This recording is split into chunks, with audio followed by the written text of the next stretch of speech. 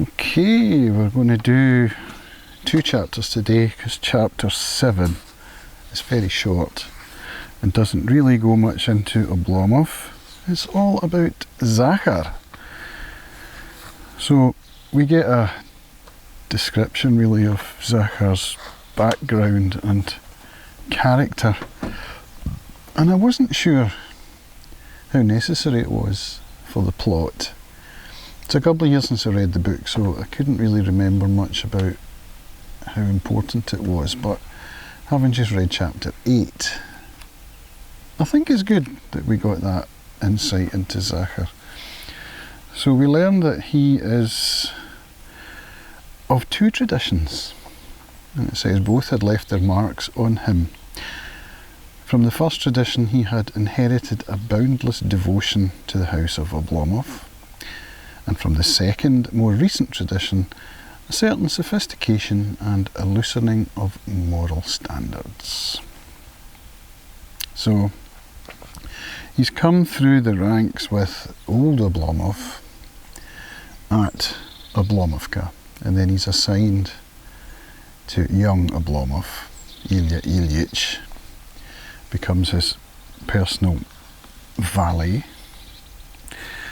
and he's grown up, Oblomov, with Zakhar.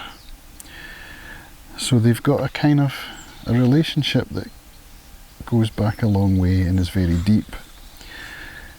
And for all the comic relief that we get from it in their dialogue, there's a lot of love there.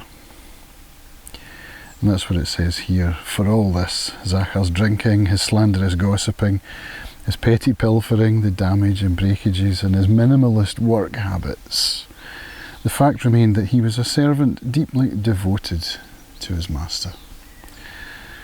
So yeah, I mean, he takes liberties, he's irreverent at times, although never to the point of losing the familiar voi form of address, which is something I think is in the introduction it's mentioned, the fact that that line is never crossed.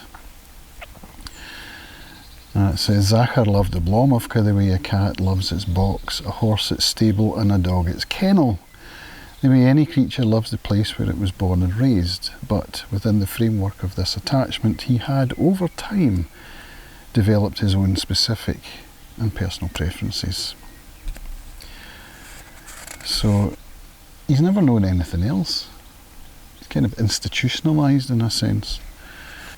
Yeah, then we get this bit here where it says that there was always an edge of friction to the outward relations between Oblomov and Zakhar. So why? Why is there friction? It's maybe they're like even brothers, I suppose, in a sense. You know how brothers always fight, and there's love there, but there's also resentment, I suppose, in some cases. But he's deeply devoted. So the fact was, under Zakhar's sullen and surly surface, there beat a heart that was really quite soft and kind. So that's really it about Zakhar. It's a very short chapter. And yeah, I think now as we go into chapter 8, it does seem to be important for the plot.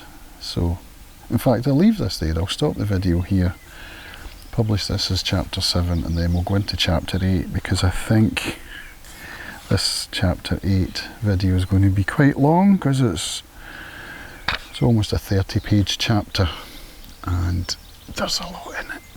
So yeah, I'll stop this one here, and we'll fire into chapter 8. So I'll see you in the next video.